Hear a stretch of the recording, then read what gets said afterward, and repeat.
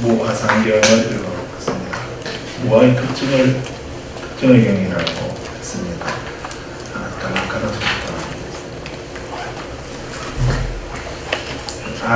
아라고 하는 아상이 없다라고 하는 그런 특징에 대해서 말씀한 스님이 승리하시고 법을 설하시면서 첫 번째 설하신 경이 초전법문경, 가르치는 수레바퀴의 경이라고 하는 것을 첫 번째 설하시고, 두 번째 설하신 것이 무아의 특징의 경이라는 것입니다. 첫 번째 경을 설하셨을 때, 초전법문경을 설하셨을 때 부처님의 제자들, 그 5명의 비구들을 다 아랑과를 얻지 못했다 합니다.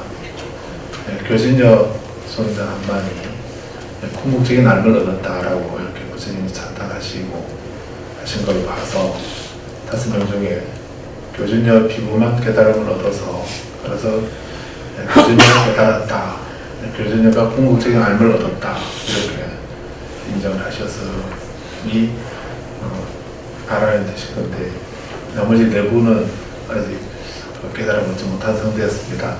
그런데 두 번째 경을 설하실 때, 이 무아의 특징경을 말씀하실 때 맨 마지막 구절에 97페이지 마지막 구절에 보면 세존께서 이렇게 말씀하시자 다시 수행 성도로 관의하며 세존의 말씀을 기뻐했는데, 그런 분석적 해명이 사라지자, 분석적 해명, 분석적 해명이라는 것이 법에 대한 분석, 법에 대한 분석을 비방가 이렇게 말하는데, 그래서 이렇게 부처님이 법을 설하시는 것이 법에 대한 분별이죠. 법에 대해서 분석하고 분별하고 해체하는 그런 말씀을 하신 겁니다. 왜 분석했는가?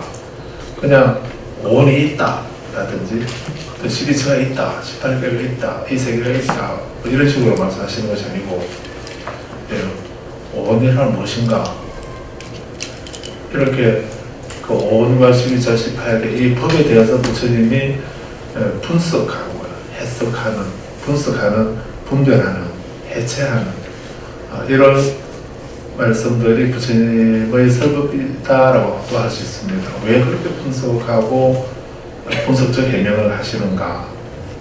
그것은 바로 거기에 물질을 예를 들든지 또는 느낌이나 지각이나 형성이나 또 의식에 있어서 그런 것을 다 분석해 보게 되면 거기에 그렇게 우리 분석해 본 그 법들이, 그런 어떤 현상, 사실들이 그래서 무상하고 그것이 무상한 거고 그것이 괴로운 것이다. 그 무상하고 괴롭고 변하는 이것을, 그 물질을 또는 그 느낌을 또는 그 형성이나 지각이나 의식을 이것이 나다, 이것이 내 것이다, 이것이 나의 자아다 이렇게 말할 수 있느냐? 그럴 수 없습니다. 이렇게 말씀하는 그런 지혜를 우리가 얻게 되었던 것이죠. 그래서 그렇게 법을 분석해 보게 되면 그 법에는 영원한 것이 아니고 무상한 것이고, 즐거운 것이 아니고 괴로운 것이고, 그 무상하고 괴로운 변하는 그것을 두고 이게 내 거다, 이것이 나다, 내 것이다, 또 나의 자아다 이렇게 집착하는 것은 잘못이다 이런 얘기죠. 거기에서 그런 어떤 물질이나 느낌이나 지각이나 형성에 그렇게 변하지 않는 게 있는가? 그거를 알도록 하기 위해서, 그런 것을 알도록 하기 위해서, 그런 걸 찾아보기 위해서 부처님이 그런 법을, 여기서 법이라고 하는 것은 담마, 할리어로는 담마라 하고 산스크리트로는 다르마 이렇게 하는 것이 같은 말이라 했죠. 그래서 이 다르마나 담마 이것은 한문으로 법법자 번역을 한 건데, 그래서 그때 여기서 말하는 법이라 하는 것은 그런 물질이나 느낌이나 형성이나 지각이나 의식이나 이런 것을 말하는 겁니다. 그런 사실들을 그런 것을 가리키는 말로 법이라고 이렇게 말한 것입니다. 그럼 또 혼란이 올 수도 있죠. 우리가 거룩한 법에 귀합니다 이렇게 하게 되면, 그렇게 말하면 거룩한 법에 귀법 이렇게 하게 되면 법에 귀한다는 이런 말이 되는데, 그때 법은 또 물질이나 느낌이나 이런 걸 말하는 게 아니죠. 그때 법은 단순히 진리, 올바른 진리 이런 의미보다도 그런 진리에 귀한다는 이런 말이 아니고, 어떤 의미라고 했습니까? 법에 귀한다 할 때 그 법은 그렇게 포괄적으로 넓은 의미로 진리라는 이런 의미가 아니고, 그런 의미도 있긴 하지만은 구체적으로 우리가 귀하는 대상으로서 법이라 이렇게 말하면 그때는 부처님 말씀입니다. 부처님 가르침으로. 그래서 정법이라든지 묘법이라든지 뭐 이렇게 올바른 진리 그런 것이 바로 우리들의 귀의 대상이다 이렇게 생각할 수도 있겠지만, 그렇게 막연하게 광범위하게 이렇게 말씀하시는 것이 아니고, 구체적으로 귀의 대상을 딱 정해서 많은 가르침이 있는 가운데 오로지 우리는 부처님 가르침에만 의지한다, 귀한다 이런 의미입니다. 그래서 귀법이라 이렇게 할 때는 부처님 가르침이다 라고 이렇게 꼭 이해를 하시기 바랍니다. 그리고 제법 무아 이렇게 말할 때, 그럴 때 제법이라고 이렇게 말해요. 여러 가지 법, 모든 법 이렇게 말하는, 그렇게 말할 때 그때 제법이라 할 때 그 제법이라는 말은 모든 법이라는 이런 의미인데, 그 모든 법 이렇게 말할 때 그 모든 것의 내용은 물질을 말하죠. 물질을 말하고 느낌이라든지 또 지각이라든지 형성이라든지 또 의식이라든지 또 한입이 설진이라든지 색성량 미촉법이라든지 이런 것을 통틀어 말할 때 제법 이렇게 말하는 겁니다. 그래서 부처님 가르침으로서의 정법, 부처님 가르침으로서의 법 이렇게 말할 때는 그거는 올바른 법이죠.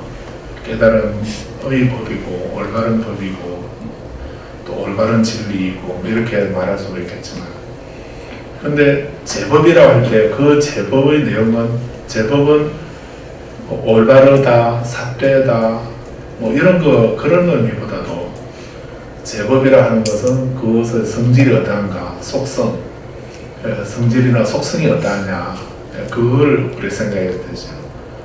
그 부처님 법 하면 우리가 귀해야 할, 배우고 실천하고 귀해야 할 부처님의 말씀이지만, 제법이라 할 때는 그 제법은 그 모든 사실, 모든 법들의 속성이 어떠한가를 우리가 알아야 되는 것입니다. 그래서 모든 법의, 제법의 속성은 첫 번째 무상한 거다 이렇게 말씀하신 거고, 그 제법의 성질은, 속성은 두 번째는 무상하기 때문에 괴로운 것이다.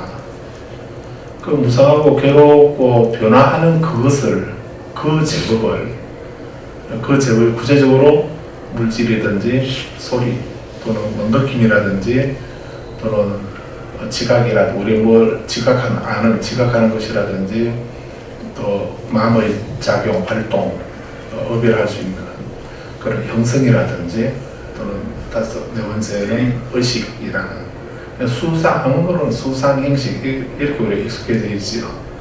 그래서 그 색, 수상, 행식 이것이 제법인 겁니다. 그것을 제법이라는 거고, 그것의 속성이 그 색, 수상, 행식이라는 그 다섯 가지는 그 제법은 무상한 거고, 그것은 괴로운 것이고, 그리고 무상하고 괴롭고 변화하는 그런 성질을 가지고 있는 그걸 두고 영원하다든지 즐겁다든지 또는 이것이 나다, 내 것이다 라든지 또 이것이 깨끗하다 라든지 하는 이렇게 생각하는 것은 전도된 생각이죠. 잘못된 생각이죠. 그 잘못된 생각은 우리에게는 고통을 가져왔습니다. 고통을 가져오는 원인이 되는 것이다 할 수 있습니다. 그래서 그러한 분석적 해명이 서려지자 이렇게 말씀하는 거죠. 그래서 부처님이 분석적 해명을 하시는 이유가 그렇게 법을 분석하시는 이유가 거기에 실체가 있는가, 그 실체라고 하는 거를 그 불변의 실체, 변하지 않고 영원히 있는, 늘 있는 그런 어떤 것에도 영향을 받지 않고 홀로 영원히 존재하는 그런 것을 나라고 하는 겁니다. 불교에서 나라고 하는 것은, 경전에서 나라고 하는 것은 1인칭, 2인칭 할 때 그때 나와 너 할 때 그 나를 말하는 게 아니고 이런 성질을 가지고 있는 거, 영원하고 변하지 않고 그런 불변, 어떠한 것에도 영향을 받지 않는, 간섭받지 않는, 홀로 존재하는 그런 성질을 가지고 있는 것, 그것을 불교에서는 나라는 겁니다. 그거를 자아라고도 하고 나라고도 하고, 이런 말을 인도말로는 아트만이라고 이렇게 하는 것이죠. 그래서 안 아트만 이렇게 하면 무하라고 이렇게, 내가 나라는 그런 나라고 하는 것은 없다라고 이렇게 말하는 거죠. 그래서 그냥 너와 나 할 때 그 나는 없고 너는 있고 나는 없다 그 말이 아니고, 그런 의미의 나가 아니고 무하가 아니고, 불교에서 무하라고 할 때는 이렇게 영원하고 변하지 않고 홀로 존재하는, 어떤 것에도 영향을 받지 않고 홀로 존재하는, 그래서 어렵게 말하면, 한문으로 말하면 상일주제성 이렇게 말하죠. 상일주제성 이렇게 말하는, 그 영원하고 한결하고 하나이고 마음대로 할 수 있는 것, 이런 성질을 가지고 있는 것을 나라고 한다 이런 말이죠. 그래서 분석적 해명을 설하신 이유가 그런 나가 있는가, 물질 속에 그런 내가 있는가, 우리가 느낌이 있는데 그 느낌에 그런 내가 있느냐, 또는 지각이나 형성이나 의식 속에 그런 성질을 가지고 있는 나라고 하는 것이 존재하는가, 그걸 찾아보는 것입니다.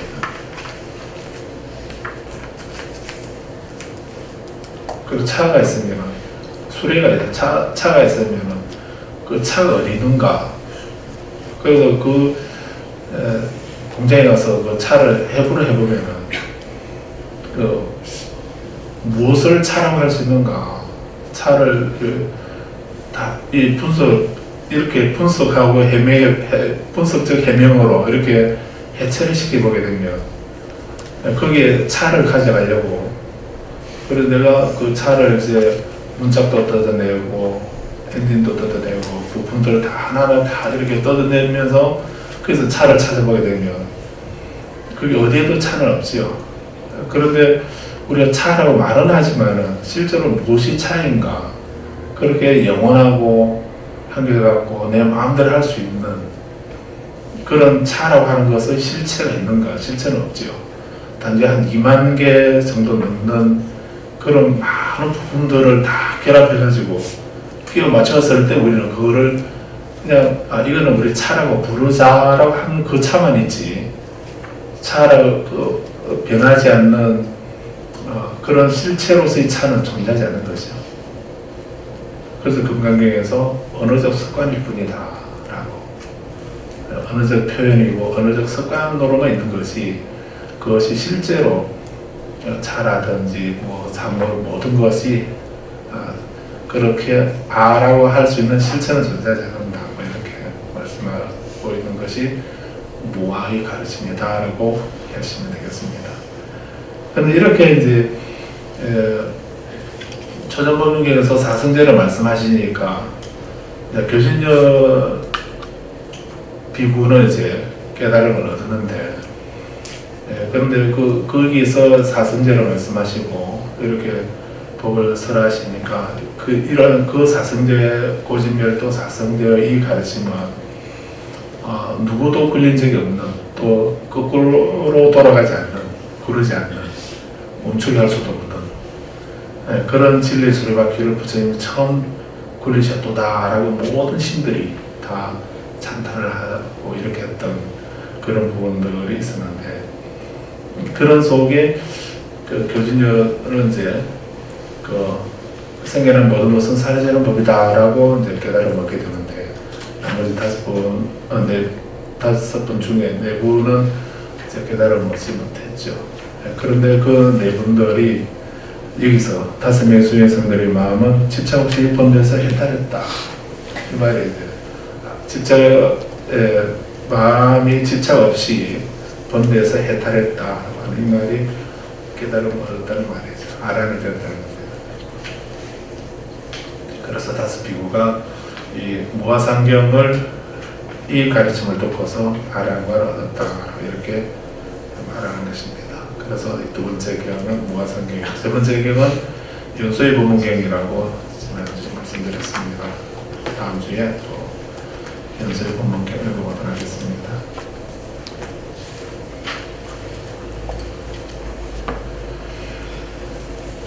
이렇게 그 법이라고 하면은 이제 이렇게 여러 가지 의미를, 불교에서 법이라고 하는 말이 여러 가지 의미를 갖는다고 했습니다. 그래서 진리를 의미하는, 진리랑 법칙성을 말하는 것도, 그런 것도 법이라고 하고, 또 어떤 사실이나 현상들도 법이라고 이렇게 말한다 했습니다. 그런데 우리가 귀의 대상으로 말할 때 그 법은 부처님 말씀, 부처님 가르침을 말한다라고 이렇게 했습니다. 그래서 꼭 진리에 귀한다 이렇게 생각을 하십시오. 그렇게 뭐 진리를 부정하는 건 아니지만, 진리라고 하면 너무 막연한 얘기거든요. 그 옛날에는 되던 게 지금은 안 되고, 옛날에는 그걸 해야 됐지만 요즘은 그걸 안 해도 되는 거, 옛날에는 안 했던 것은 지금은 해야 되는 거, 이런 식으로 바뀐다면 시대나 시간적으로 공간적으로 변화하고 바뀌는 거라면 그것을 진리라고 말할 수 없는 거죠. 그러면 우리는 어느 진리, 그런 진리를 귀의 대상으로 한다면 혼란이 올 수 있습니다. 그래서 이거 변하고 바뀌는 이런 것을 우리는 귀의 대상으로 할 수는 없는 거거든요. 그래서 그 귀법이랄 때 그런 그냥 막연하게 진리에 귀한다 이렇게 이해하지 않도록 하십시오. 부처님 말씀으로 딱 한정 지어야 됩니다. 그래야만 명확해지게 됩니다. 그래서 그러면 부처님 가르침은 어떤 것인가, 그 부처님 가르침은 어떤 것인가 하는 것을 우리는 삼귀문에서, 귀문에서 부처님은 어떤 분이고 가르침은 어떤 분이고 또 성가는 어떤 분이다 하는 것을 말씀하는 그런 내용들에서 이제 불법성에서 명확하게 개념 정의를 하고 있습니다. 자, 그런데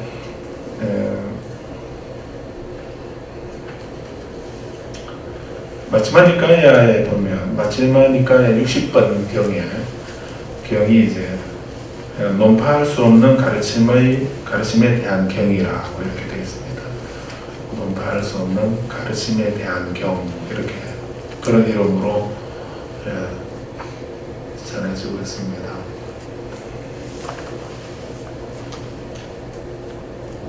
그저께 실로 오랜만에 대만을 갔다 왔습니다. 거의 한 20년 가까이 됐나요? 오늘 그 중간에 잠시 뭐 다른 일부러 잠시 다녀오고 이렇게 했지만 그렇게 그러면서 이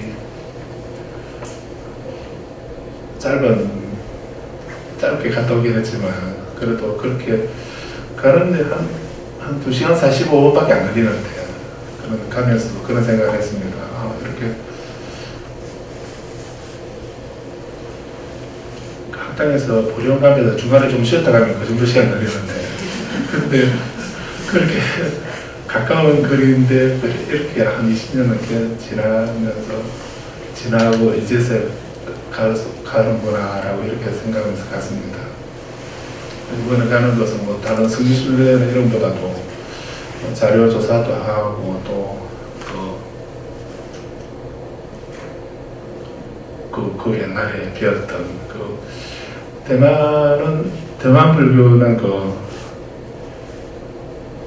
종단이 없습니다. 종단이 없고 그냥 불교협회라는 이름만 있습니다. 그래서 우리는 종단에 같이 우리는 우리나라 요즘에는 한 몇백 개 됩니다. 종단이. 그렇게 많은 종단이 있긴 한데 그런데 대만은 그런 게 없고 종단이 없습니다. 그냥 단위 사찰이 하나의 그냥 그 사찰 중심으로 이렇게 되어 있습니다. 그래서 그 절의 주지 스님이 주지가 계시면 그 스님이 모든 걸 책임을 지고 또 중심제처럼 이렇게 되기도 하고요. 그런 절들의 그 협회, 연합회 같은 그런 것만 있습니다. 별로 그런 구성력은 없습니다. 또 그런 게 있어도. 그래서 이제 절마다 특색이 있게 그렇게 하시는데, 그래서 그 절 이름을 보면은 조금 그 어떤 성격의 사찰인가 하는 거를 그 절 이름에서 좀 보이기도 합니다. 또 다 그러진 않는데 대체로는 그렇게 이제 예를 들어서 중대성사 이렇게 하게 되면 중대성사라고 하면 그 선이라는 글자 들었죠. 그러면은 그 절은 선종교통의 절입니다. 그리고 그 정율사 이렇게 하듯이 그러면 율자가 들어가죠. 그러면 계율 중심의 도량입니다. 또 정도 중심의 도량이라든지 뭐 화엄종이라든지 그렇게 또 천대법화종이라든지 천대종이라든지 정도종이라든지 뭐 이런 그런 어떤 그 종파에 대한 그런 성격을 그 주지 스님이 자기가 좀 좋아하는 그런 쪽으로 이렇게 맞추어서 이제 그 글자를 절 이름에다 넣습니다. 그러면은 이름만 들어도 어떤 성격의 절이구나 하는 것을 간접적으로 알 수 있는 그런 것도 있습니다. 근데 이번에 간 것은 좀 저는 다른 쪽보다도 이제 그 율도량 중에 정각정사라고 하는 절이 있습니다. 정각, 올바른 깨달음, 정각정사라고 이렇게 절을 세운 지는 한 6, 70년 정도 됐으려나. 얼마 되지 않는 거죠. 얼마 되지 않는 그런 절인데. 근데 그 정각정사라는 그 절은 여기 대만에서 가장 그 대표적인 율사가 거기에 계시는 그런 절입니다. 지금 현재 이제 과자청자 율사, 과청율사라고 하는 분이 그 방장으로 계시는데, 대만에서는 중국이나 대만에서는 방장이라고 하는 그 주지를 방장이라고 그렇게 합니다. 우리나라는 이제 방장이라고 하면 그 총림의 제일 어른을 방장 스님이라고 이렇게 하는데, 중국에서는 이제 주지 스님을 이제 방장이라고 이렇게 하죠. 그래서 정각성사 방장 스님으로서 계시는데 지금 뭐 연세가 80 전후 되지 싶습니다. 그런데 대만에서 지금 현존하시는 최고 율사이십니다. 그 학덕을 갖추시고 수행력을 갖추고 직에 청정한 그런 분으로 그 대만 전체에서 또 다들 그 존경하는, 존숭하는 그런 율사로 지금 계시는데, 그래서 20년 전에 뵙고 20년 후에 가서 배웠습니다. 그렇게 하면서 지금 3개월 동안 이제 동안거 3개월 동안에 폐관내에서 우리 무문관 비슷한 그런 수행, 집중 수행하는 거를 폐관내라 이렇게 합니다. 폐관내라는 문을 닫았다 이 말이죠. 문을 닫아서 외부 출입을 다른 분이 못 들어오게 하고 또 안 나가고 안에서 수행만 집중하는 그런 우리 무문관 비슷한 이런 그런 자입니다. 지금 동안도 동안에 3개월 폐관 들어가 계신다고 그 도착해서 그 말씀 들었습니다. 그래서 폐관 들어가 계시니까 그냥 거기까지 갔지만 못 뵙고 오겠다 이런 생각을 했는데, 그런데 그 사중에서 특별히 그 2시간 45분이나 비행기 타고 날아와서 그러니까 또 대만 중부에 풀이라고 하는 거기 계시는데, 그래서 그 옛날 20년 전에 했던 그때 시작하던 스님들을 다 가서 한국까지 말씀을 드려가지고 친결하고 이렇게 왔습니다. 그래서 친결하면서 그때 친결하면서 법문 듣고 말씀 나누고 하면서 들었던 생각이, 거기 지객 스님이 도착하니까 한 가족 같다고, 한 형제, 한 집안 같다는 그런 집안 사람이라고 이런 얘기를 하면서 아주 가깝게, 기쁘게 반갑게 맞이하고 이렇게 해주셨는데, 그래서 먼 나라에 계시긴 하지만, 인도보다 가깝긴 하지만, 그래도 이제 우리나라가 아니고 또 대만이나 저런 멀리 계시긴 해도 그런 곳에 그렇게 청정하고 또 수행이 있는 그런 큰 스님이 계시다는 것만으로도 정말 기쁘고, 늘 공부하면서도 거기에 그런 그 어른에 계시고 스승이 계신다 이런 생각만 해도 든든한 이런 생각이 들고, 그렇다는 말씀도 드리기도 하고 이랬었는데, 그래서 우리가 수행하고 공부하는 데 있어서 이제 내가 알아서 수행하고 공부하고 이렇게 할 수도 있겠지만, 수행하는 데 있어서는 반드시 스승을 의지해야 된다고 부처님도 말씀을 하십니다. 그래서 조경전에도 보면은 나이 많은 30명의 비구들이 이제 30명이나 되는 비구들이 부처님께 이제 명상 주제를 받고, 그리고 이제 공부하러 깊은 산 속에 들어가서 이제 수행하겠다고, 공부하러 가겠다고 이렇게 말씀을 드리니까 부처님이 안 된다고 이렇게 하십니다. 그냥 가면 안 된다고 이렇게 하십니다. 그러면서 스승을 모시고 가야 된다고 이렇게 얘기합니다. 그런데 30명은 이제 비구이긴 하지만 출가한 지 얼마 안 되는 그런 분들이었고, 그래서 너희들 그렇게 가면 안 된다라고, 반드시 스승을 모시고 가야 된다고 이렇게 합니다. 그럼 누굴 모셔가야 합니까? 이렇게 하니까 이제 아직 비구가 안 된 사미를 가리키면서 저 사미를 데리고 가라고 이렇게 얘기합니다.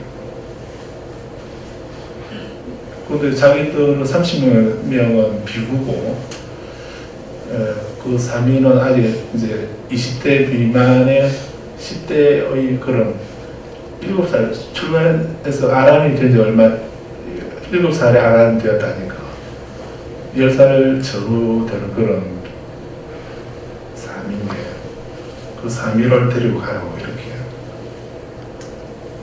사미가 어떻게 스승이 될 수 있습니까? 그러니까 비구라, 나이는 비구이긴 하지만 나이는 비구라도 깨달음을 얻지 못한 상태고, 나이가 어린 10대의 사미이긴 해도 깨달음을 얻은 아란이기 때문에, 그래서 30명의 비구들만, 깨달음을 얻지 못한 비구들만 몰려가서 수행한다고 해서 수행이 되는 게 아니다. 수행하더라도 할 수는 있겠지만 거기서 어떤 문제가 생기고 장애가 일어나게 되면 그걸 극복할 수 없다는 겁니다. 그래서 반드시 수행할 때는 바른 길을 걸어가야 되기도 하고, 또 어떤 잘못된 길을 걷거나 이렇게 할 때에 그거를 바로 잡아줄 수 있는 분이 바로 스승이기 때문에, 그런 스승을 의지하면서 수행해야 수행이 빠르기도 하고 장애를 극복할 수도 있게 된다는 것입니다. 그래서 스승을 의지해서 수행하라고 이렇게 말씀합니다. 비후계를 받은 지 몇 년이 되었는가에 따라서 우리가 잘 아는 그 초월선자경문에 대자는 위험하고 소자는 위제내라 이런 구절을 보셨죠. 큰 사람은 형이 되고 작은 사람은 동생이 된다 이렇게 말합니다. 그래서 뭐가 큰가? 나이가 큰가? 키가 크면.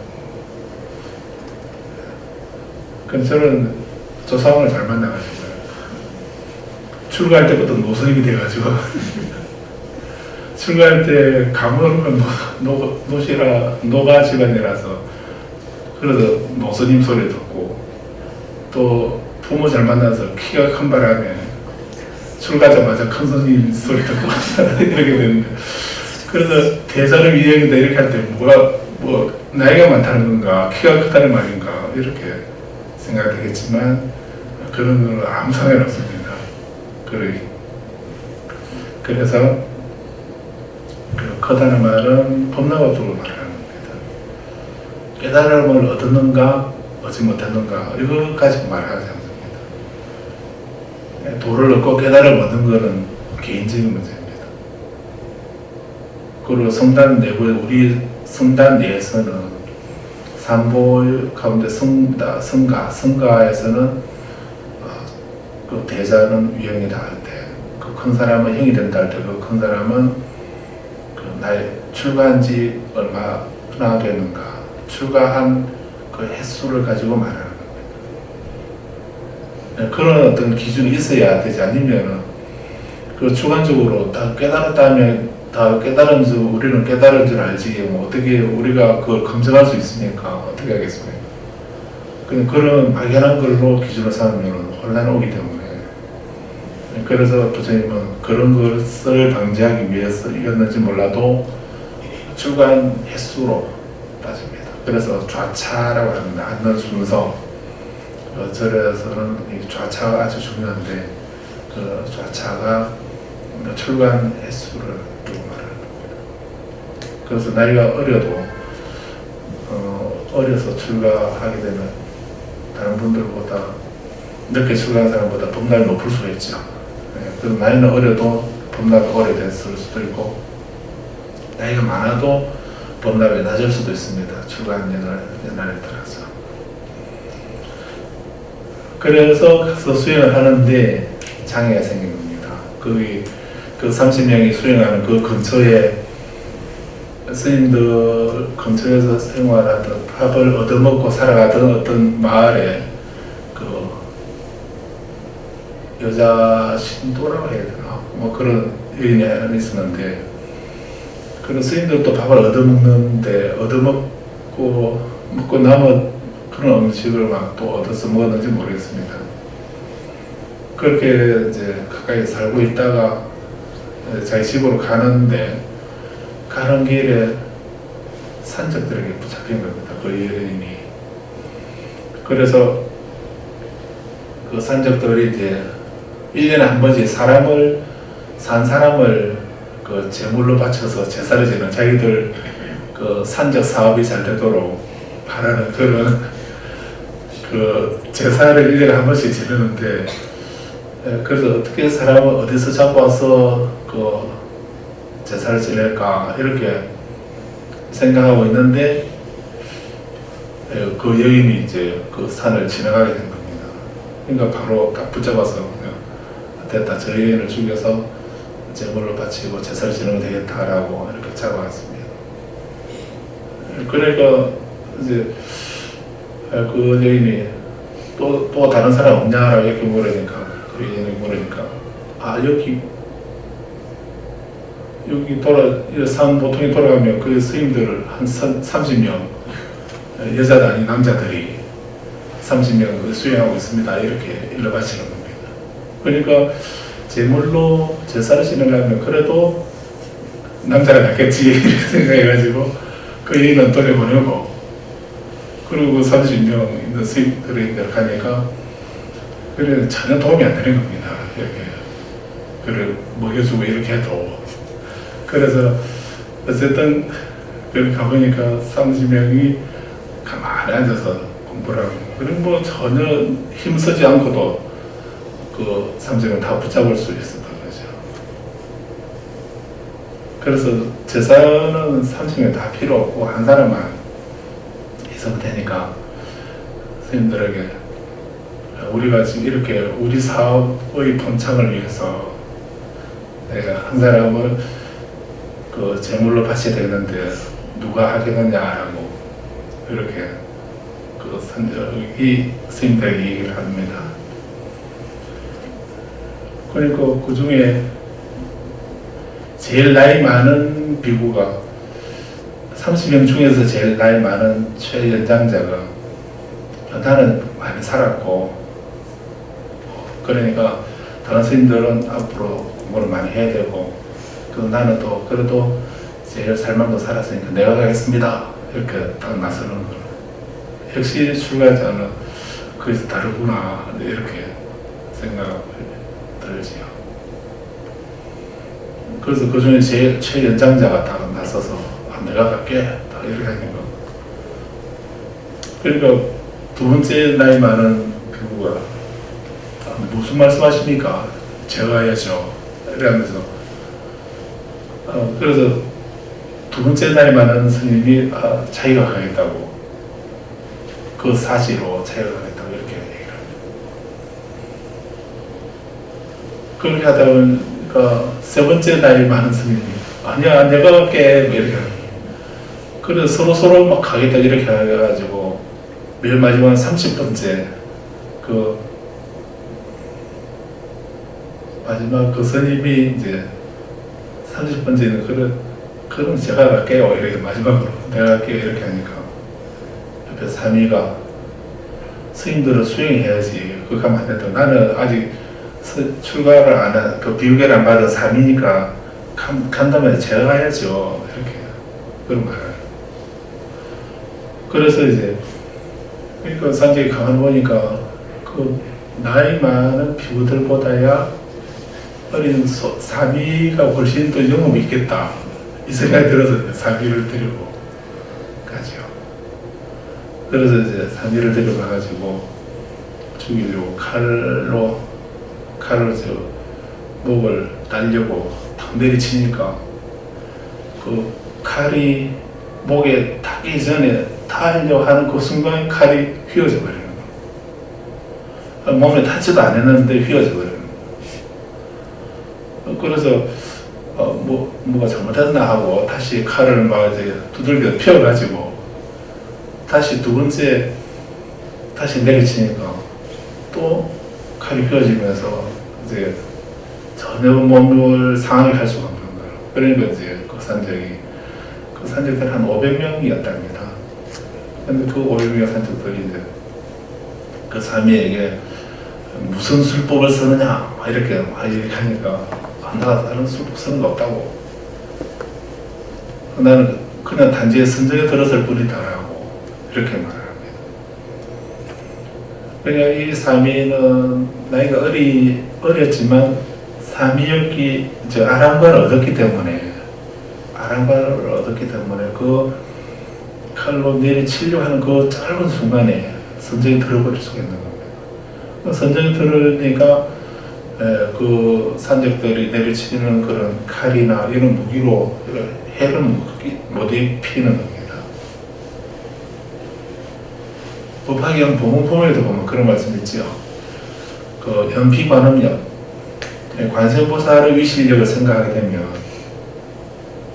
그 칼로 내리칠 때 관세음보살을 연보를 하게 되면 연피관음력 관세음보살의 위실력을 생각하게 되면 도심단단괴 그 칼이 토마토가 부러져 버릴 것이다.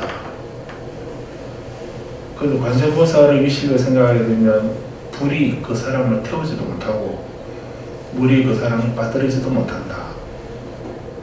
그런 말씀이 보면 있습니다. 그러니까 그 연피관음력이라는 말이 관세음보살님이 그런 위실력을 가지고 있다는 이런 말씀이기도 한데 그 연피관음력은 그 짧은 순간에 그런 어떤 그 재난이나 어려움이나 장애가 이렇게 있을 때 그때 그 심일경성이라고 하는 그 깊은 선정에 들 수 있는 그 힘을 말하는, 그 선정에 들어가는 그 힘을 말하는 거거든요.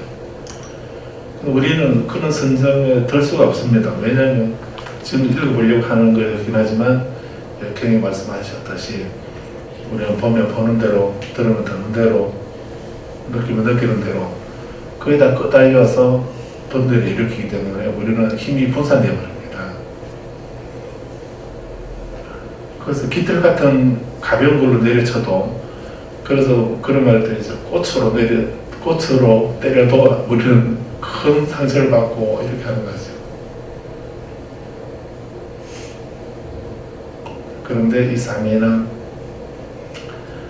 그 짧은 순간에 깊은 선정에 딱 들어버리니까 그 산적들이 그런 무기로 내리쳐도 그 삼위의 털끝하나 손상시킬 수 없었던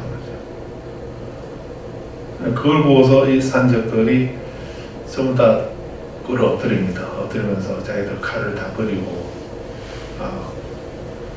우리가 지금 너무나 나쁜 일을 많이 업을 지었던 것 같다고, 그래서 우리가 그 삼위의 제자가 되겠다고, 제자로 받아달라고. 근데 삼위인데 하루아침에 500명의 제자를 거느리게 되었다고 이렇게 하는 말씀이었습니다. 그래서 부처님은 그 장애를 보신 거죠. 그 장애를 보시고 그 30명이 자기들끼리 갔다면은 30명이 다 죽거나 그 중에 한 명은 어쨌든 잡혀서 그 재물을 바쳐지게 되는 그런 불상사가 일어나고 이래 했을 텐데, 그런데 그 스승이 갔기 때문에 그 스승이 그 장애를 극복하게 만든, 그 수행하는 데 장애를 막아주게 되는 이런 일이 있었던 거죠. 그런 것 때문에 우리 수행할 때는 반드시 도고마성이라는 이런 말이 있죠. 수행이 깊을수록, 도가 높을수록 자기가 마장이 강성하다라고 하는 이 말이 도고마성 이 말입니다. 기도하거나 수행하실 때 장애가 많이 생기게 되면 나하고는 인연이 없는가 보다 하고 그냥 포기해버리게 되면은 그 기도나 수행은 절대 성취하지 못하죠. 진전은 없습니다. 그럴 때 마장이다라고 하는 걸 알고서 그 마라의 사악한 마라의 장난이다라고 하는 걸 알아차리고 다시 그 초심으로, 처음 마음으로 되돌아가는, 그걸 지킴으로써 이제 우리가 성숙하고 발전하고 성취할 수 있는 거거든요. 이런 말씀들도 팔천동 관야경에 계속 끊임없이 말씀하고 있는 것이 마장을 알아라고, 알아차리라고 이렇게 말씀하고 있습니다.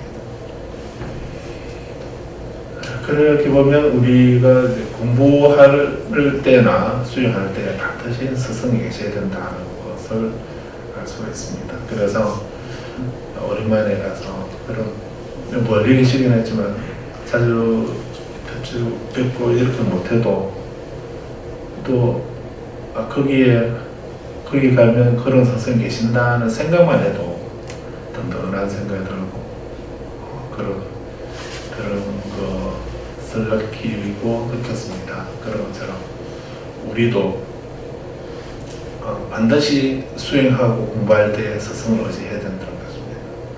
그래서 마지막 니까야의 60번 경험, 논파할 수 없는 가르침에 대한 경험을 보면 부처님이 이렇게 말씀하십니다. 장자들이여, 그대들이 신뢰하는 마음에 드는 스승이 없다면 그런 스승을 찾아라는 겁니다. 스승을 찾아야 됩니다. 그래서 티베트 불교도 스승의 가치에 대해서 말씀하지요. 그래서 그 밀라레파 신만송이나 또 우리 티베트에서 전해지고 있는 그 예경문 첫 구절이 뭡니까? 스승에 대한 귀이거든요. 라말라께 수치로 이렇게 하게 되면 스승님께 귀합니다. 스승에게 먼저 귀하고 그 다음에 부처님께 귀하고 그리고 가르치는 성가에 귀하면 이렇게 되겠죠. 그러면 누가 보면 부처님보다 스승이 더 중요하구나, 더 높은가 이렇게 얘기하거나 아니면 삼귀가 아니고 사귀인가 뭐 이렇게 말하는 분도 있기도 합니다. 그런데 그 스승이 누구냐면 바로 나를 그 삼보에게로 부처님에게로 데려다 준 분, 그분이 스승이라고 그래서 그렇게도 얘기를 합니다. 내가 누가 스승인가? 부처님과 법과 가르친 성가라고 하는 이 삼보를 알 수 있도록 삼보에게로 나를 데려다 준 분, 이끌어 준 분, 그분이 스승이다 이렇게도 얘기를 하고, 또 불보성 삼보를 한 몸에 갖추고 계시는 분, 그런 분을 스승이라 한다라고. 그래서 스승이 삼보이고 삼보가 스승이다 이런 의미로도 이해하셔도 됩니다. 그래서 단순히 그 옛날에 계셨던 뭐 부처님이나 또 해인사 장경각에 모셔져 있는 경전이나 또 옛날 고려시대 때에 우리나라 국사였던 16분의 국사 그분들이 승보다 이렇게 생각할 필요는 없습니다. 그분들도 삼보 중에 한 부분들이기도 하지만 지금 바로 현재 나를 그 보급고 미혹한 나를 삼보에게로 이끌어준, 데려다준, 그래서 내가 삼보를 알게 하고 삼보에게 귀하게 만들어준 그분의 나의 스승이다 이런 말이에요. 그런 스승은 수없이 많겠죠. 많아도 됩니다. 그런데 이제 그런 스승에게 귀한다라고 하게 되면 아무나 스승에 귀했다가 어느 날 뭐 조금만 마음에 안 들면 나 안 귀하랍니다 이렇게 말한다든지, 스승을 한 때는 막 찬탄하고 하다가 또 조금은 내 수에 틀리면은 그냥 스승은 비난하고 이렇게 하거든요. 그러면 큰 벌을 받는다 했습니다. 그 벌은 누가 주는지 모르겠는데 큰 벌을 받는다 했습니다. 그래서 스승을 함부로 그래서 TV에서 이제 스승을 함부로 정하지 마라 이렇게 하죠. 스승을 정하기 전에는 많이 고민하고 알아보고 검토해보고 생각해보고 그렇게 해야 됩니다. 그렇게 하는 건 전혀 죄가 안 됩니다. 근데 일단 스승으로 딱 정했다 하면은 이제 그 스승이 아무리 그때는 안 그랬는데 어느 날 보니까 뭐 나에게 영원하게 당하고 뭐 이렇게 심하게 그 학대를 하시거나 뭐 이렇게 한다 하더라도 그에 대해서 원망하거나 비난하거나 하게 되면 다 악업이 된다 했습니다. 수용에 큰 장애가 된다 했거든요. 그러면 그럴 때는 이왕에 저랬으니까 뭐 어쩌겠나 이렇게 생각하는 게 아니고, 그렇게 하는 게 아니고, 그렇게 하는 거는 나를 일깨워주려고 자기 방편으로 그런 모습으로 그런 말씀으로 나를 일깨워주고 채찍질해 주시는 것이구나 라고 생각해야지 원망하거나 비난하거나 이렇게 하면 안 된다고 했습니다. 그거 생각이 되면은, 그래서 달라이라마 선생님은 우리가 스승을 찾는데 한 12년이 걸린다 하더라도 스승을 섣불리 정하면 안 된다고 이렇게 했습니다. 그리고 반드시 스승이 있어야 되고, 스승을 의지하게 되면은 사막도에 떨어지지 않는다라고 그 경전에서도 이렇게 말씀하고 있습니다. 그런데 그 마지막 니까야에서는 그대들이 신뢰하는 마음에 드는 스승이 없다면, 그렇게 찾았는데도 스승이 없다면,